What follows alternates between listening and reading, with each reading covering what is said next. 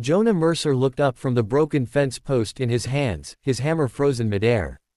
The afternoon sun beat down on the open plains of southeastern Arizona, turning the air into a wavering mirage. For a moment, Jonah wondered if the sound had come from his own memory, an echo of the past that never seemed to leave him. Then he heard it again. Help! The voice was hoarse, strained, and close. Jonah dropped the hammer and ran.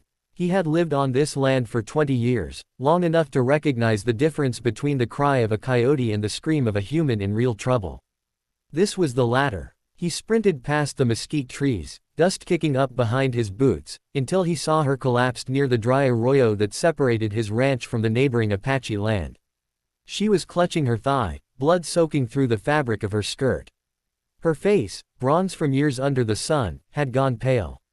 She looked up at him, fear and pain colliding in her dark eyes. "Rattlesnake," she whispered. Then, swallowing hard, she said the words that would change both their lives. "Rancher, please get the poison out."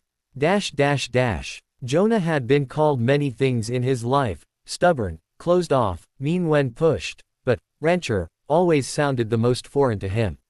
He still didn't fully believe he belonged to this land, even after 2 decades of calloused hands and sleepless nights.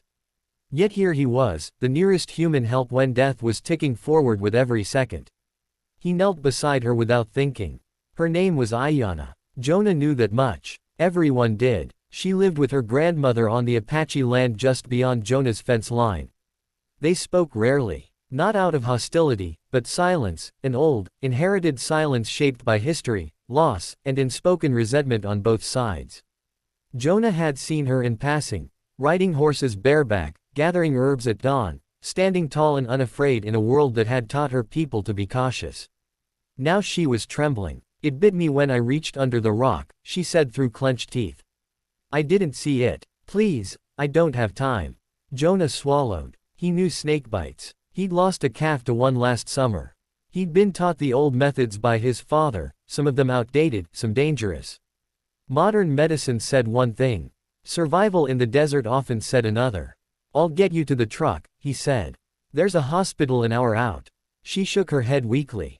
"Too far. The venom, it's already burning." Her fingers gripped his sleeve, desperate. "Please. My grandmother, she can't walk anymore. I can't die here." Something cracked in Jonah then. It wasn't fear. It wasn't hesitation. It was the sudden collapse of distance, the distance he had built between himself and everyone else, especially those whose history reminded him of his own buried guilt.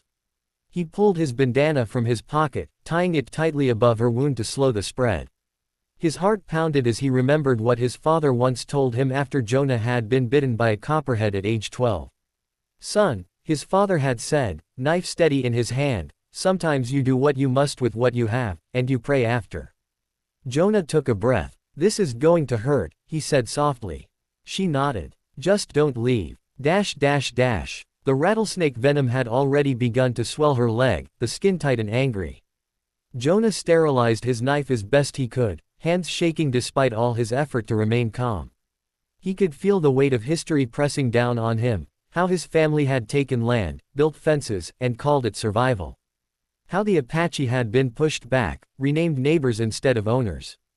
Now fate had laid the cost of separation bleeding at his feet. As Jonah worked, Ayanna cried out, pain ripping through her like fire. He spoke to her, his voice low and steady, words tumbling out without plan.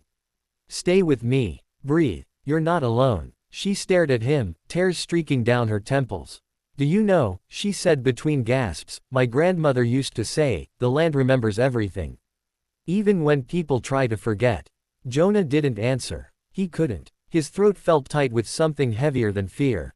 When he finished, he bound her wound carefully and lifted her into his arms.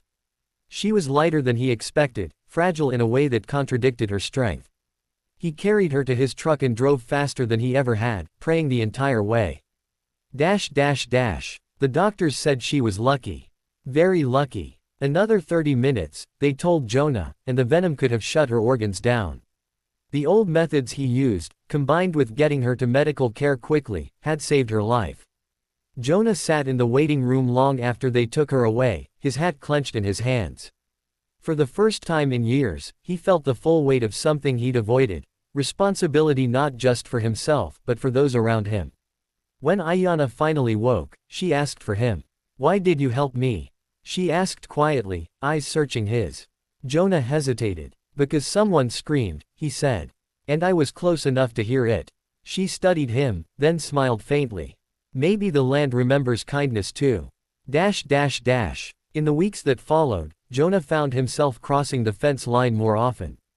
At first, it was just checking on Ayanna, bringing soup, fixing a loose board on her grandmother's porch.